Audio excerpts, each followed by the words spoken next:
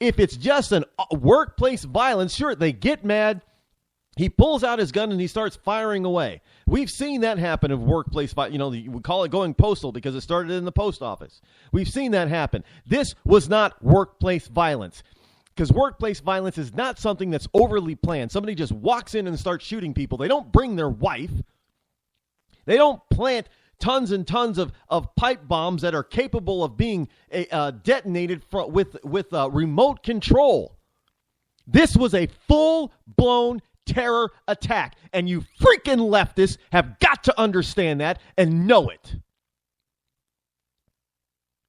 Americans are dying now. I have told you this over and over and over again. This was going to happen. This is not the last, by the way. ISIS tells us, we've got thousands of people in the country. Other terrorists, Al-Qaeda, we've got thousands of people in the country. We have open borders for more of them to cross over. Look, we're at war, folks. I don't care if Congress declares it or not. They have declared war on the United States and the American people. They have declared war on the Western world. They have declared war on everybody who is not an Islamist. We are at full DEFCON 5 war. And that's why Americans are arming up, because the conservatives and those who believe in the First and Second Amendment, who believe in the Constitution, fully understand that we're at war now. You've got law enforcement chiefs out there, chiefs of police, sheriffs, and police commissioners. Well, they're the same as a police chief. They're out there telling that they want licensed legal citizens out there carrying every single day, everywhere. Why? Because they know we are at war. I have told you before, the police department is not there to protect you.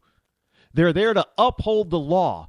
And in 99% of the cases, they do not prevent a crime. They only show up after the crime has either begun or has just been finished. They come in after the fact. They're not going to be, I'm sure some of those people that were being shot, they probably quickly dialed 911. But how long does it take the cops to get there, and how long does it take to fire a shot into your head? No. Police are not there to prevent crime, people. I don't know how many times I got to tell you this. They're there to uphold the law after the fact, after the crime has been committed. You are first and foremost, you are your own first line of defense. And if somebody else has a gun and you don't, you're defenseless. Because let's face, I don't care if you are Jet Li and Bruce Lee combined. You can't move faster than somebody can pull a trigger of a gun.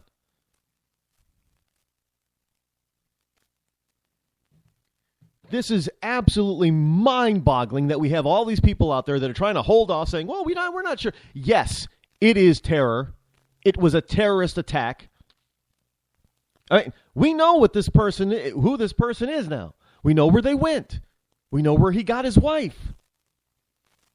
We know where his wife is from. We know what they did over there when they went to. And this whole look, I've told people.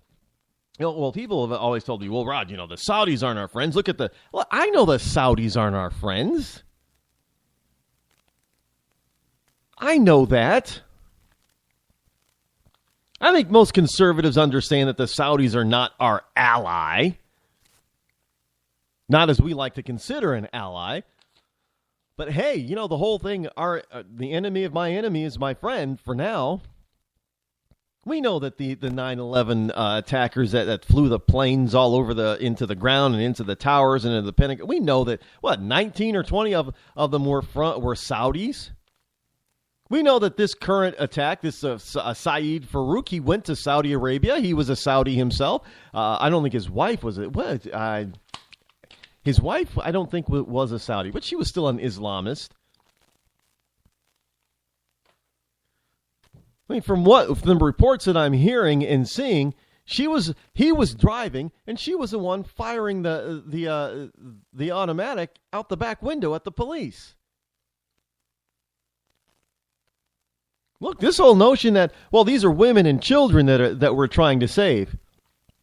Oh, well, that just blows that all out the window now.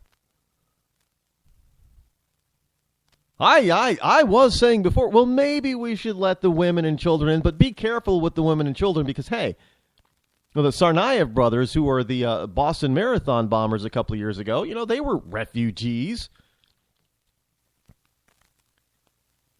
Well, I'm telling you, we shut this whole thing down now.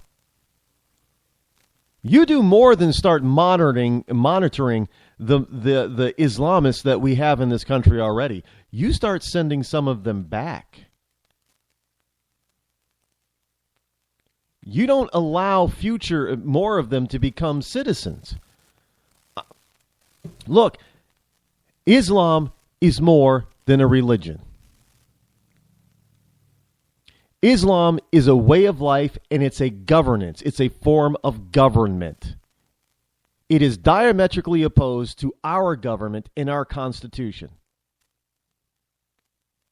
It would be this is exactly the same thing as if this were World War II all over again, and we started importing German nationals. Oh yeah, man! All these poor German people. We're bombing the hell out of their homes and everything. We need to bring them in, and the Nazi Party telling us, oh well, hey, some of those Germans that you're taking in, we've infiltrated some of our operatives, and then we get surprised.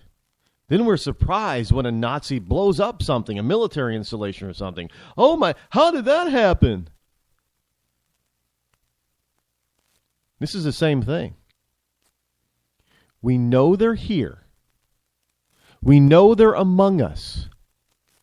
We know that they're ready to commit acts of terror, acts of jihad, acts of war against American people. And yet we got some people on the left who say, well, we have to let more of them in.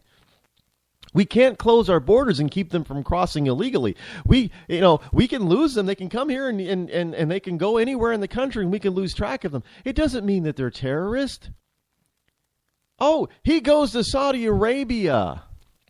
They find all this information on his hard drive and on his thumb drives and all that kind of stuff about, and it's in his diaries how he worked to memorize by heart the entire Quran. And he gets radicalized. We know he gets radicalized over in Saudi Arabia. He makes sure that he gets himself a radicalized wife from Saudi Arabia. And then he brings her back, and then they have a baby, and they take the baby over to the grandma's house. Leave the baby there, go back to his office place where just a couple of months earlier, all his office workers and co-workers threw him and his wife a baby shower. He proceeds to blow them away with an automatic weapon. Oh, yeah, that he seemed to have gotten legally, but he still blows them away with an automatic weapon. And then him and his wife proceed to disperse pipe bombs that have remote detonators on them, and then they take off before the cops get there. And somebody wants to tell me, well, we don't have enough information to declare this a terrorist act. You have got to be some kind of freaking stupid. I mean,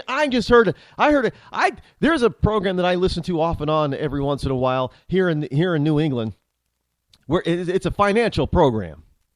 I just lost all respect for this financial advisor on this program. I can't believe a damn word he says about finances anymore. Because he is one of the people that I'm talking about. Oh, well, I don't have enough information to know to label this a terrorist attack or not. Are you out of your mind? Well, if you can't figure out what a terrorist attack is, I am sure you cannot figure out where I should be putting my money. I'm not listening to it anymore. I've had it.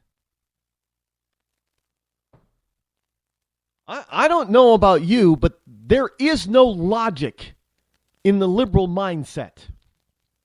And for those of you who are not liberal, who are moderate or conservative, who are center to right-leaning, if you believe in this kind of crap, you're a freaking moron. I'm laying it on the line. You cannot be afraid of being labeled anything. Because don't you know already, they're already labeling you that. They're already calling you a racist, bigot, homophobe, whatever. It doesn't matter what you do or say. You have already been lumped into that category. So there is no reason for you to be afraid not to act what is in your best interest. What was in that gentleman's best interest was to say something and forget about what other people might think about him. I cannot believe we are such a mamby-pamby nation. This is why I love the new website called American Classic Man or Classic American Man, because we have lost this whole sense of what a real man is. Now we're going to allow women into combat. What real man is going to let a woman go into battle for him? Are you kidding? You're a cook. You're an army cook.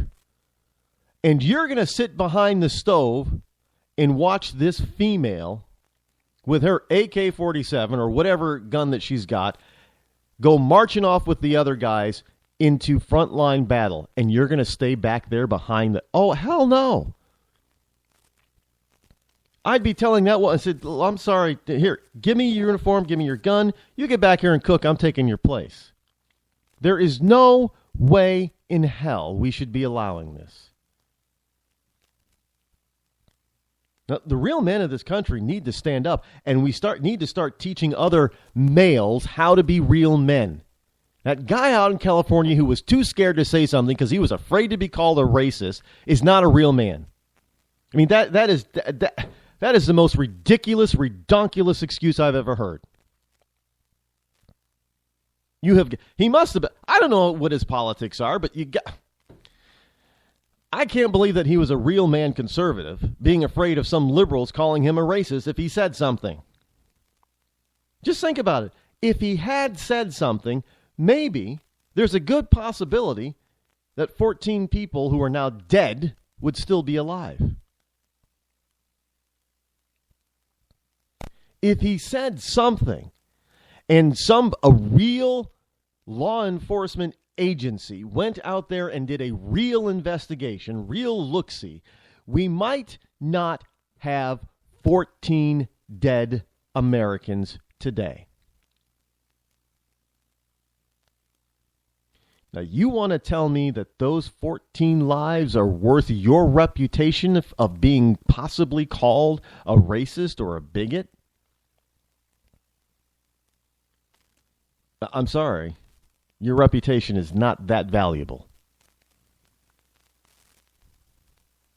Plain and simple. I know there are people out there, oh my God, Rod, you can't say all that stuff. I just did, and I ain't taking it back. I'm not apologizing. Because what we have going on in our country right now is this whole atmosphere of fear. Not fear in the right area either. Fear from the left to keep your mouth shut. That's what it's all about. To keep you quiet so they can do and say whatever they want. Well, I don't want to hurt anybody's anybody's feelings. If I wasn't a Christian man, I would just say the F word on the air.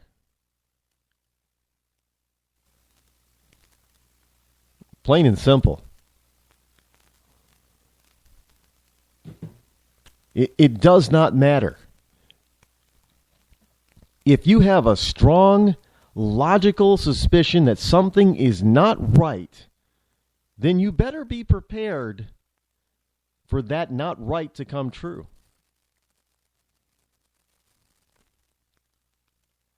This whole notion of being scared is just and not being able to say what something really is is a bunch of BS that has been foisted up on us by the left, and they keep trying to foist it upon us, and it's time we throw it back in their face, debunk it, tell them to shut up and sit down, because we don't want more Americans dead on American streets, period.